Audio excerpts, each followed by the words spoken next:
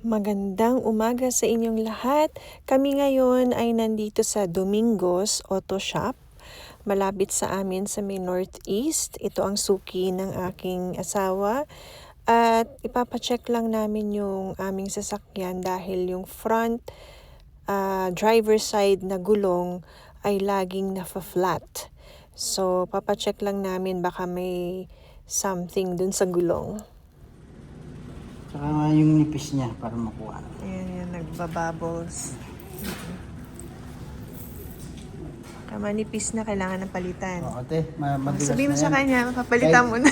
Kahit sa summer, te, kapag maulan, yung hydroplane, madulas na sa hydroplane. Okay, sige. Thanks. Ito, ang salarin. Ito daw yung nag-cause nung leak. Ngayon kung gaano kaliit. Yan. Yan ang nag-cause ng leak nung front driver side na wheel. Kaya laging nafa-flat. Parang hindi naman siya pako. Ewan ko kung anong ano yan.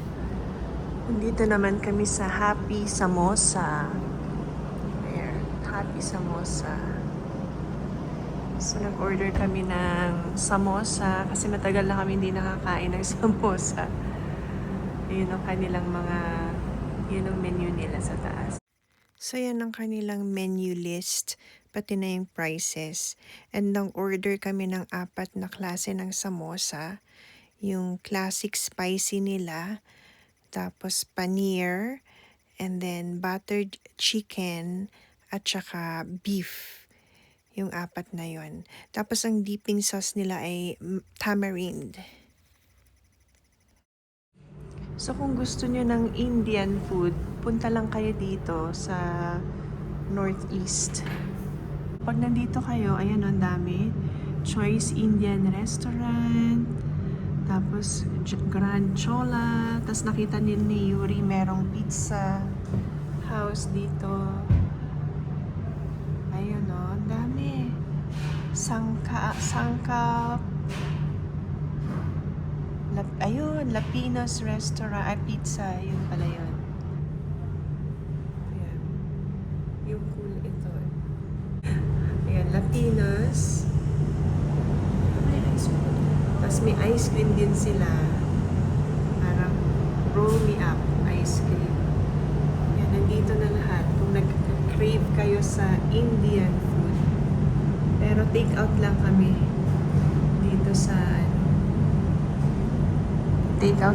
dito sa Happy Samosa. Yan. Tapos nag-add kami ng order. Yung pani puri. Nakita ni Yuri, nakikita daw niya yun sa TikTok. Gusto niyang itry. Ayan, 99 cents per piece. Tapos 10 pieces ang minimum order. So, yun ang in-order namin. Butter chicken. If you want, you don't really need the sauce. It's like sweet fish. Ito yung address, oh.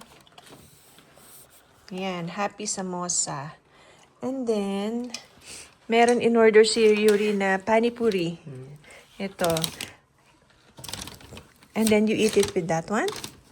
So, dapat, I think this is the sauce for it. Or, I'm not sure. I think that's the tamarind. Yeah. Even without the sauce, it's good. We tasted one piece already. O sige, ito Wait, let me try this. show us how you do it. Yeah, this is the sauce. Okay.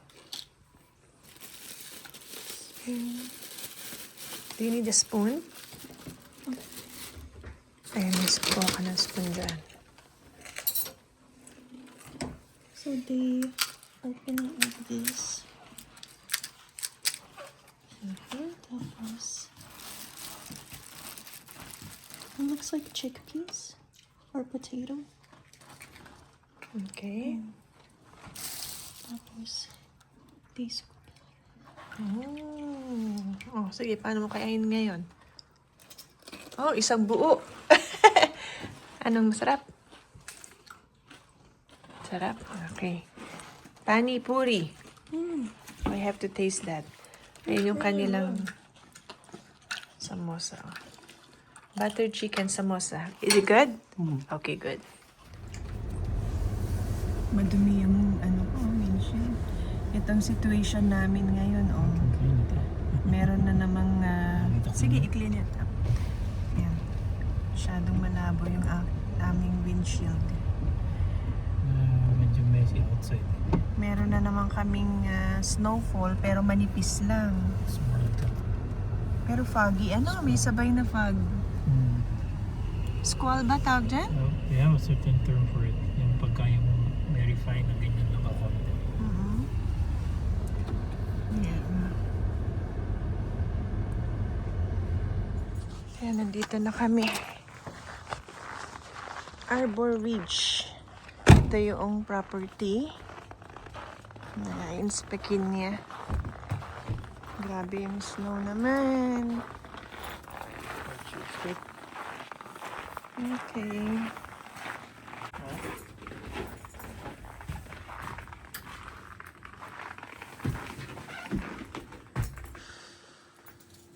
Oh, grabe ang Lamig. lamig.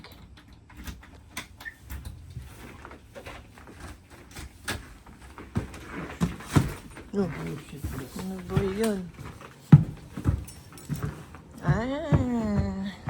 Alam mo na kung ano yung mga ginawa dito? Yeah, supposedly. Oh, maganda pa yung stairs nila, oh. Yeah, so... Lights are okay. Nilock mo muna to, love? Oo. Okay. Ano yan, papunta yan sa garage? Meron silang ito siguro yung pinaka-pantry ba to? Pantry ba yan? Ito yung laundry nila. Oh, nasa loob ng washroom. Oh, okay. Pantry ba ito, love? O lalagyan lang ng gamit? Okay. Tapos dito naman yung kitchen. Ay, sorry. Yun.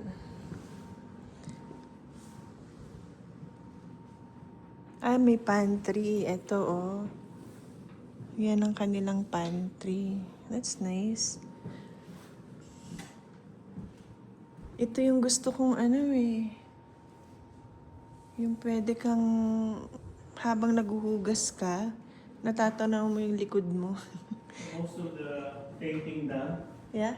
Walls, cabinets, Oo, mukhang bago. and doors. Ang ganda ng cabinet nila, oh. So, itong cabinet, they wanted it repainted. Ayun, pinapalitan namin ng handles na black.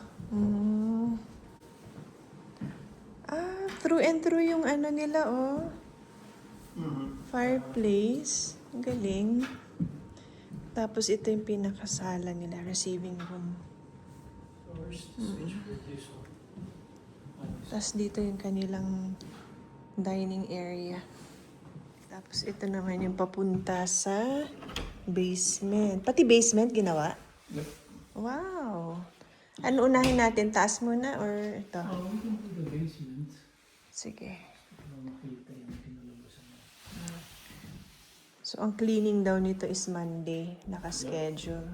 So, today, kinumplete mo na yung electrical. So, punta tayo sa See the basement. basement? Yeah. Okay lang naka-shoes tayo? Yeah, we're already here. Tignan ko nga. Hindi, okay naman. Hindi naman Hindi naman madumi. See, lahat ito, newly painted. Ganda.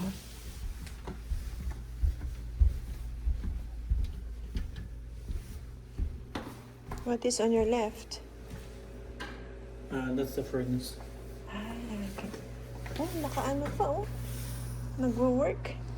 Hindi pwedeng patay ng heater. Furnace. So the heater stays on.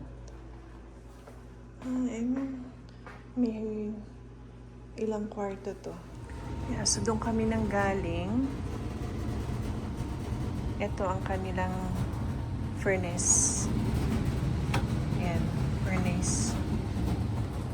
Tapos ito yung unang room. Maliit pa yung window. sa basement. So, hindi pa to upgraded. And then, may maliit na hallway dito, papunta dito. Ito pwede nilang gawing receiving kung may magre-rent. Or TV area siguro, theater, parang ganun. Maliit din yung window. And then, ito naman yung pangalawang room. Ayan, mas kumpleto to kasi meron siyang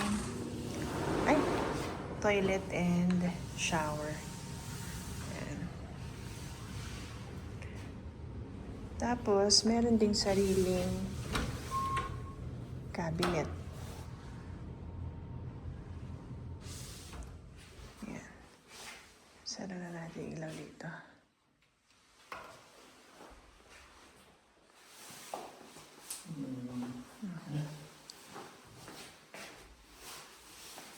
Sara ko na yung ilaw.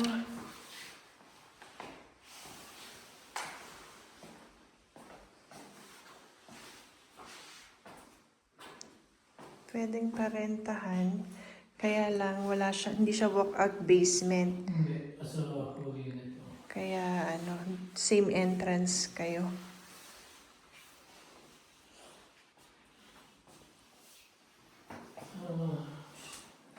It's a rental. Can be too picky actually. They wanted a fresh coat of paint, so. Sinong painter mo dito? Si George and Chris. Tapos yung repair nito. Yan daw ang nirepair ni Ryan. Oh, shit. Patayin ko na ilaw din eh. What happened here? Ba't wala yung baseboard? Oo nga no, buti nakita mo. Yan ang trabaho ko. Nawawala yung baseboard. Ayun. Buti nakita niya.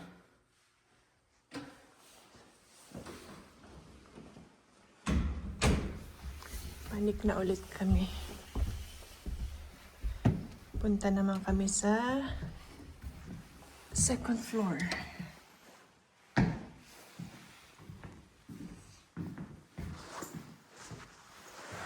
Yun sa may hagdan.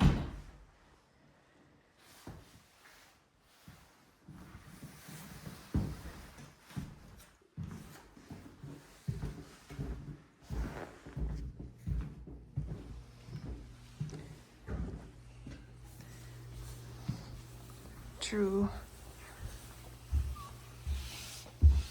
Ilang kwarto to? Dalawa sa baba. Dito naman. Ito yung common bathroom.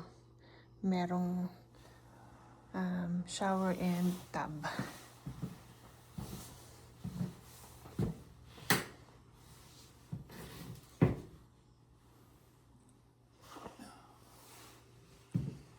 Over here.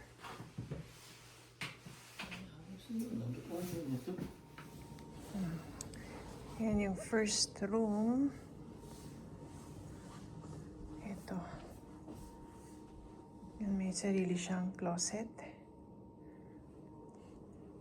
Ito yung bintana nila. Yan sa likod, oh. Wala siyang alley. Straightforward lang. Ganun lang siya.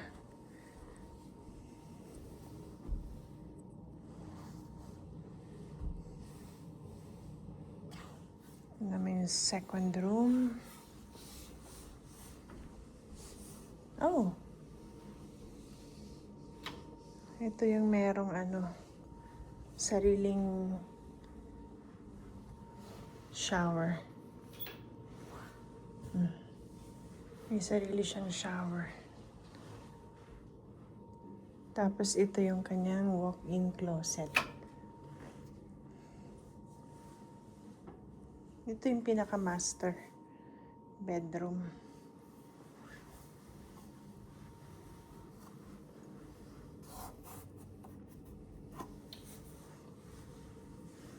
Sa labas.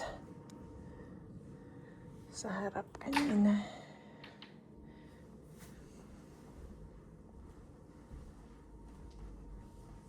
Tapos meron siyang parang towel and blanket closet dito. Ito yung third room. May sarili ding closet. Tapos,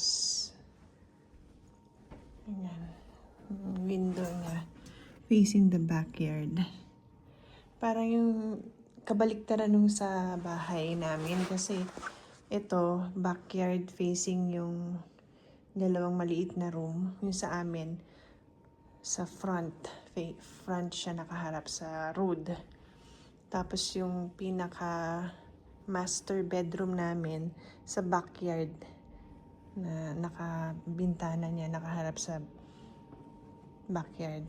Ito naman, nasa road, yung pinaka masters. Road facing.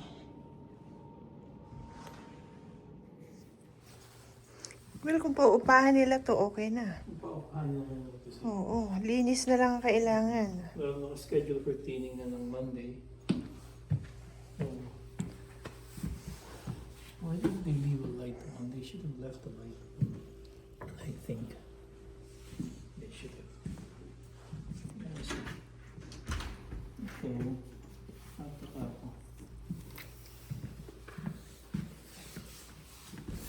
Luwag ah. Maluto kaya ito. Ano yung mga ilaw dito? Oo, yan yung ginagamit niya, eh, no? It's your old garbage. Hindi kasama to sa Hindi sa pintura. pintura or sa estimate ng mga ano. Pero pangit, kailangan pinturahan nila to.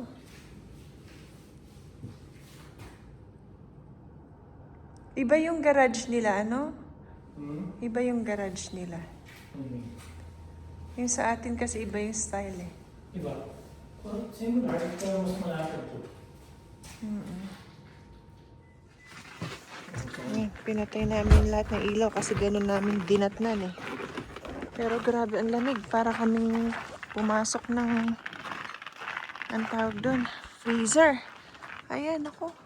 Parang lumakas pa, Daddy. Yun. Natapos ang inspection ni Mr. may dala yung special friend ni Yuri. Yuri, bubuksan na namin ha. Excited kami. Lumabas kasi sila, sinundo siya. Punta daw ng, ano yan? Calgary Library. Yan, tapos iniwan to. Para daw sa amin. Thank you! Ang pangalan? Hans. Gagawa ako ng siomai today. So, ang ingredients ko, pork giniling, tapos shrimp na tinadtad ko, mince, and then shiitake mushroom na mince din. Yung shiitake mushroom namin dito is dried. So, kailangan ibabad sa tubig and then imi-mince mo siya pagka yung malambot na. And then ito ang aking pangbalot ng siomai. Pang siomai siya talaga, in order ko dun sa kakilala ni Lala sa superstore na Chinese. Tapos ito yung pampalasa, pampaalat, salt, tapos oyster sauce, chicken bouillon, and then white pepper, tapos olive oil, sesame oil, corn starch, at ang ginagamit kong soy sauce, yung Kikkoman na 38% less sodium. Yan, ganun lang. Iko-combine lang lahat. And then, ibabalot ko na siya. Tapos, ilalagay ko na siya sa freezer para kung may gustong kumain, nandun lang siya. Ayan na siya. Ready to be steamed. Malalaki kasi personal lang naman yan. Ito pa, ginagawa pa rin namin nung anak ko, pagbabalot. Tapos itatry namin mamaya, mag-steam kami.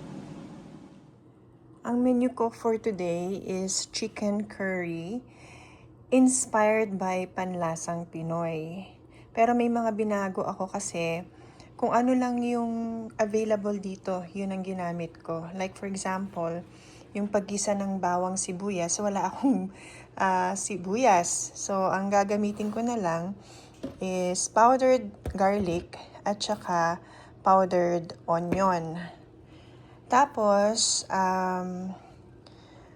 ito, ang sa kanya is chicken cube. Ito naman sa akin, chicken powder. Tapos, chicken curry at saka yung turmeric. Meron akong turmeric pero binalik ko na kasi doon. Medyo ano kasi yan masyadong makulay. Pag nag-drop ako ng konti dito, nagkukulay siya. So, tinago ko na. But it's powdered. Anyways, ito, kombinasyon lang ng chicken curry, chicken powder, onion, at saka garlic. Tapos, konting gata para lang ma-marinate siya ng husto. Tapos, nilagyan ko rin pala ng paminta. Ngayon, minarinate ko lang yan ng siguro mga 30 minutes. Tapos, ang una kong gagawin ay magpiprito ako ng patatas at saka carrots. Olive oil.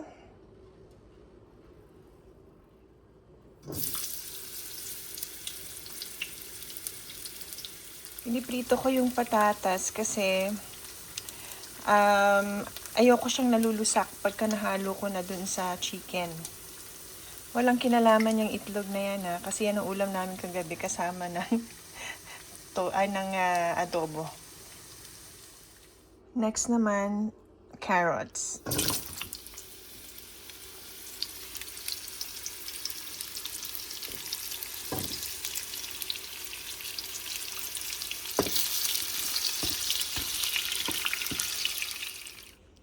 Okay, next naman lalagay ko na yung manok.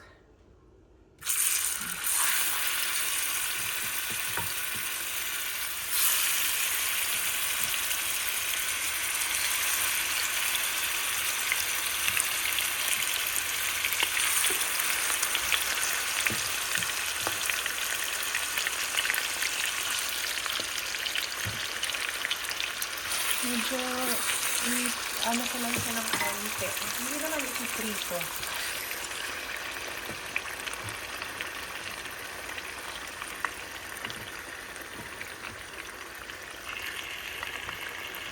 Yan. Pag ganyan na, medyo nag-brown ng konti yung chicken, nalagay ko na yung gata.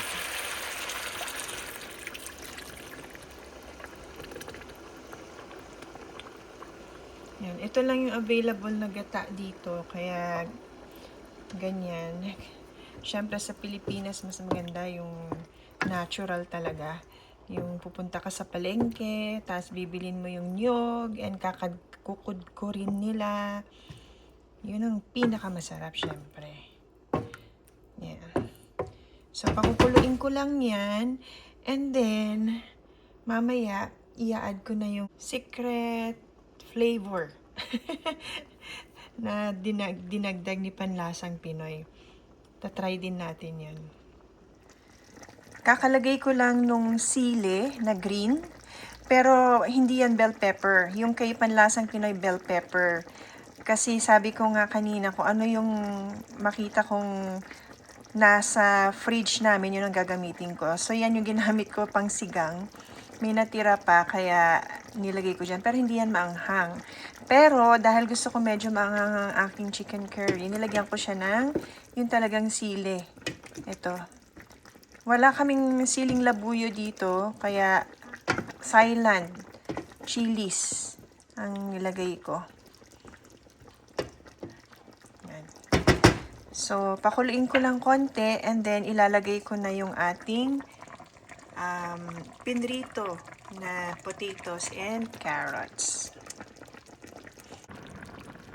Bago ko i-reveal sa inyo ang secret ni Panlasang Pinoy, itong mga nilagay kong pampalasa, eyeball lang lahat, walang sukat. Pero kung gusto niyo ng exact na sukat, meron sa YouTube channel ni Panlasang Pinoy. So, i-reveal ko na ang secret ni Panlasang Pinoy. Ito ay walang iba kundi ang cream of mushroom na nabili ko pa sa Pilipinas nung umuwi kami. So, minix ko lang siya with water, konting tubig. Yan na yung magpapalapot dito sa ating chicken curry.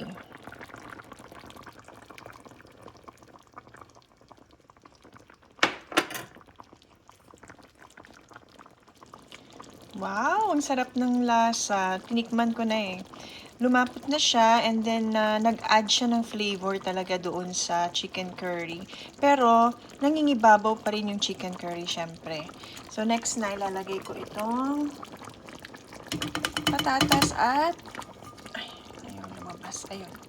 Patatas at carrots.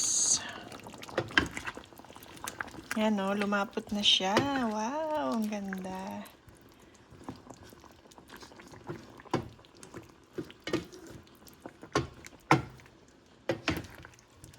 Yun lang. Tapos na. Konting kulo na lang and ready to serve. Yan ang aming panggabihan. Pang dinner namin kasi papasok ako kaya ako nagluto ng maaga. So papasok na ako magpe-prepare na ako for work and ito yung aking niluto. Ang chicken curry inspired by Panlasang Pinoy. Good morning sa lahat. Ayan. Napakaganda ng umaga today. Meron pang snow sa daan. Well, actually sa side. Sa amin na yan sa side namin. Usually matatanggal yan mga bandang May na. Ganyan. So, kakapakain ko lang ng aking mga isda. Ayan. Sa pagtatapos ng video na to, ipapakita ko sa inyo kung paano ako gumawa ng ginger shot. Kasi iinom sana ako, na-realize ko, ubus na pala. So, gagawa ako ng ginger shot to end this video. Papakita ko sa inyo. Ito ang ating mga ingredients. Siyempre, ginger. Mas maganda sana kung may organic kayo. Ito, hindi to organic. Kung ano lang yung natira na lang dyan. And then, oranges, konting carrots, tapos apple, and then lemon. Yan. Ito na yung nahiwa na. So, kung napansin niyo yung ginger, hindi ko na inaalisan ng balat or pinipil.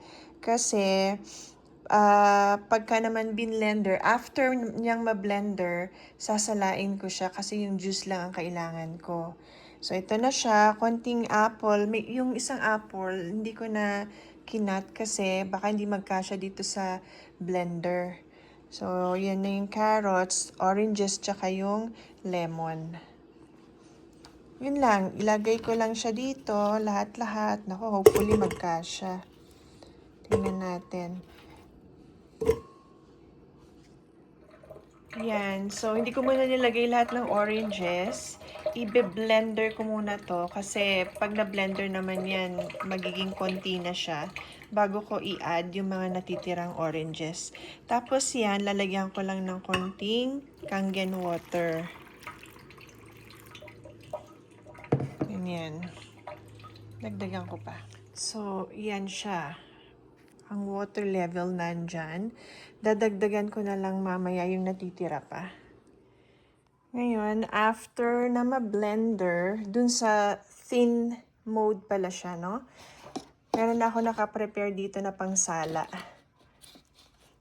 Mas maganda sana kung may cheesecloth kayo para talagang juice lang siya. Ito, may konting mga pulp siya na lulusot dyan. Pero that's okay din naman.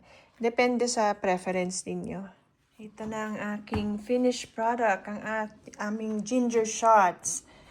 Every morning. So, maganda daw ang ginger shots kasi it's anti-inflammatory and meron siyang antioxidants. Marami siyang antioxidants. So, yun lang po and salamat sa panonood at kita-kita ulit tayo sa susunod na video namin. Bye!